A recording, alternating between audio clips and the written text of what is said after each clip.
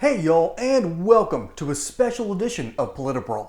My name is Brian, and AOC is about to get completely embarrassed by Chip Roy in front of the entirety of Congress.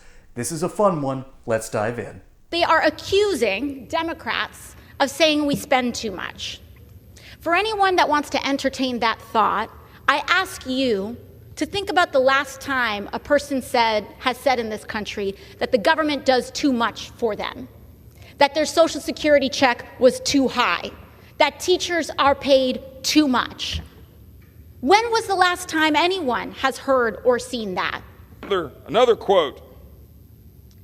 President Biden already lowered the deficit by $1.7 trillion. They say his budget would cut the deficit by another $3 trillion by eliminating wasteful spending on big oil and pharma, we're told.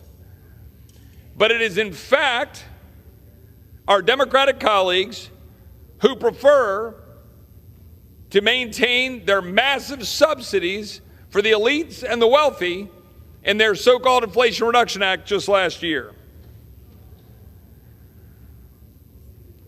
My friend from New York, Ms. Ocasio-Cortez, said, quote, "I ask you, think about the last time a person has said in this country that the government does too much for them. When was the last time anyone has heard or seen that?" I'll say it.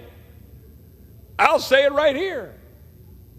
I don't want the government doing most of the things that the government is doing to interfere with the ability of the American people to carry out their lives, federal, state, and local.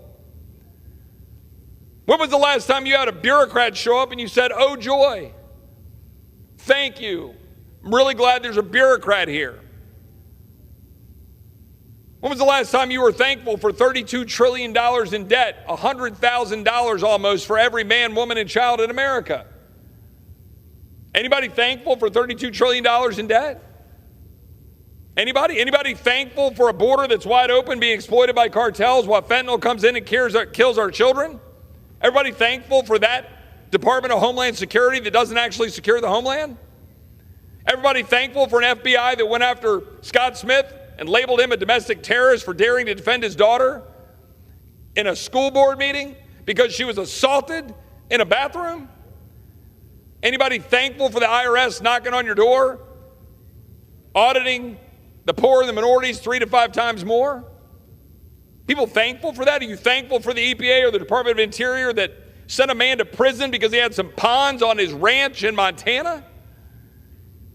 We have a government that is weaponized against the American people and is undermining our liberties, and they want more of it. My colleagues on the other side of the aisle want more government. They want more taxes. They want more spending. They want more bureaucrats knocking on your door. Oh, bless her heart, bless her heart. Oh, AOC, you know, it's okay to be attractive and it's okay to have some decent rhetoric from time to time, but you got to understand the nuts and bolts of what you're actually talking about. Chip Roy does this clearly, and all I can really say about this is bless her heart. And what I can also say is hello to CEO and president of Colonial Metals Group, Paul Stone. Welcome in. Glad you're here today. Can you help break this down for us? Why do Democrats think that the increase of government is a viable solution? Right. Great to be back. Glad to be here. Good to see you, Brian. There's an easy comparable here to just track out what the truth actually is, because there is a language, and if people haven't seen the movie, it's a great movie, Contact with Jodie Foster. They start hearing a radio signal, and they download into that radio signal, they download a mathematical set of instructions. So it's a common language throughout any world, and it's the only language we can use that cannot lie. Math cannot lie. You can lie about the math, you can have hopes and dreams about what the math will be, but math, as what it tells you, can't lie. So when we look at what she's talking about, the essence of more government will bring more success. Government payroll, when Ronald Reagan took the White House in 1981, was $75 billion a year. And at that time, he was demanding find ways to shrink the government. Today, 40 something years later, 43 years later, the government payroll annually includes DOD is $1.4 trillion.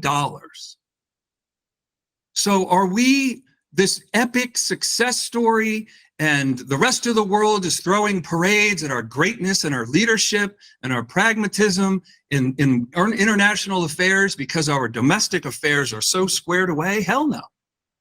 So she's a moron, and she's just part of this group that gloms onto the idea that we would just have absolute greatness we're all thirsting for if we just made the government a bit bigger. And that's insanity. It really is. And what we don't fully understand, and what the Democrats, I don't understand why they think this would work when time and time again, all we've seen is just an increase, more bloat. And you've already touched on it, going from less than $100 billion to $1.4 trillion. That doesn't even take into account the issues that we're having with Social Security and Medicare. We've got a population that's not collapsing per se, not like South Korea, Japan, technically China and Russia, which is why they're so belligerent right now. But we also have an issue that we're having, simply put, more people on the payroll for Social Security and Medicare. And their solution is more government, more taxes. Let's see. I hope I'm not butchering this. I think that the theory is the theory of the rum runners and the, I'm butchering this. I learned about this once, but it's the idea that the more corporate will get merged with the government as the bigger government gets. So can you, am I in the ballpark here on that? Well, I think there's one hell of a tight relationship between corporate America and Washington. Why the hell do you think 95% of our pharmaceuticals are made in China? It must have been some corporate greed that made that suggestion. I mean, my God, how could we ever really punch China in the face, really go to toe-to-toe with them against Taiwan when they could just threaten to shut down pharmaceutical manufacturing that America depends on? It's ridiculous. Of course, corporate greed whispered in the ear of these willy-nilly government leaders and said, hey, we got a retirement package for you, bud. You know, who knows what they promised, but how could that ever sound like a great idea? Let's betray the integrity of the American medical system by having 95% of our pharmaceuticals made in China. I knew it was bad. I didn't know that it was that bad. And I actually technically used to work in that industry, and I never knew that. Oh boy. Oh boy. You're making me scared for the rest of 2024, sir. Good. Well, again, Bernie Sanders ran on a platform of a green economy that would cost, it would just need us to print $93 trillion. That's all we would need to print, just $93 trillion, and everything could be green.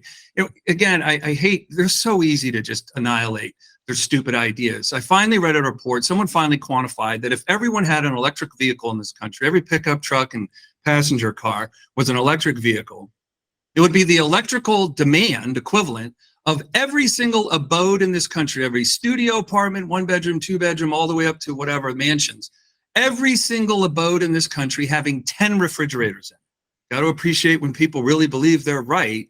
I love it. Ricky Gervais once said, just because you're angry doesn't mean you're right. So exactly. This is a very angry party of misaligned ideas that half this country keeps finding reasons to reelect, and the other half of us sensible folks have to keep putting up with their nonsense. But it's crushing the American system, the American family system. It's crushing the value of our American dollar, and it's causing people to experience the cost of living rising painfully higher and faster than their wage growth. That is absolutely true. And pretty much the only thing you can do at this point is either rage into the void or just say, bless your heart. I think that's the conclusion we come to here. But we can survive this. Oh, I absolutely believe we can. It's possible. Everything is possible in America. Y'all, thank you for watching here on PolitiBrawl. Thank you, Mr. Stone, CEO of Colonial Metals Group, for weighing in. We love having you on the channel. Y'all, my name is Brian. Hope you enjoyed this segment here on PolitiBrawl. Don't forget to like and subscribe. Catch you on the next one. And until then, y'all have it good.